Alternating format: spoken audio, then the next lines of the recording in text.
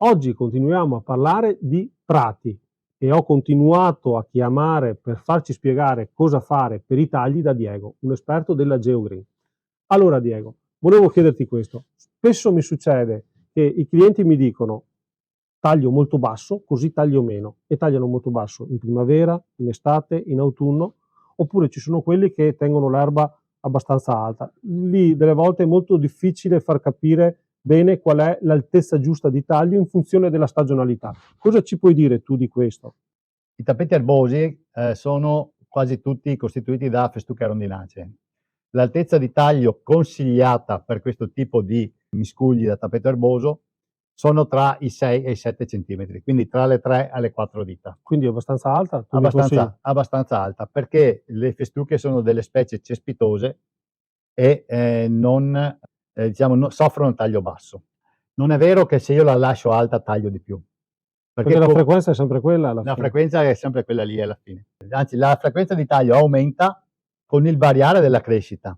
Ad aprile e maggio il nostro prato crescerà molto più velocemente perché le temperature sono ideali e qualche pioggia aiuterà alla crescita, quindi il nostro taglio non sarà una volta alla settimana ma sarà ogni 5 giorni, ipotesi, e con l'inalzarsi delle temperature il nostro prato crescerà meno e quindi il nostro taglio potrebbe essere ogni 7 o anche ogni 10 giorni in base alle condizioni climatiche.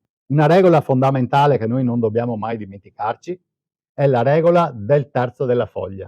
Cioè? Cosa Questa significa? noi non dobbiamo mai esportare più di un terzo della foglia.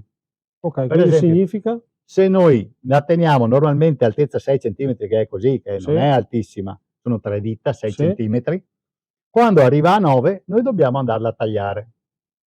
Vedo spessissimo che si lascia arrivare al prato a 10-12 cm e poi si taglia a 3. Noi andiamo a togliere il 70% della foglia.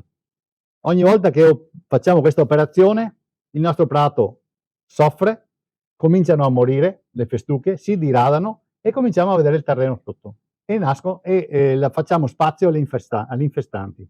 Una corretta altezza di taglio e una frequenza adeguata è quella che vi permette di mantenere un prato in salute, vi tiene fuori gli infestanti perché il taglio è il primo contrasto all'insorgenza di infestanti e vi tiene un prato sano. E quello che tu stai dicendo è avvallato dal fatto delle infestanti, della messa in moto della germinazione delle infestanti, che nelle zone d'ombra del mio giardino non ho le infestanti che crescono, mentre nelle zone dove c'è il sole e taglio basso, il sole penetra e mette in moto, arriva al seme la luce. Quindi tenendo il prato più alto, tengo il seme dell'infestante ombreggiato e lui non parte.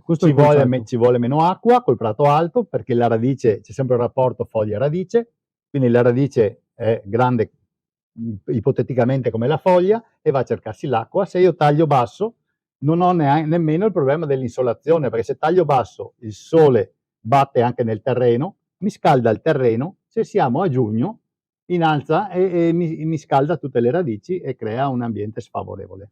Bene, allora a questo punto abbiamo capito bene i concetti fondamentali del taglio. A questo punto ringraziamo Diego e buon taglio a tutti.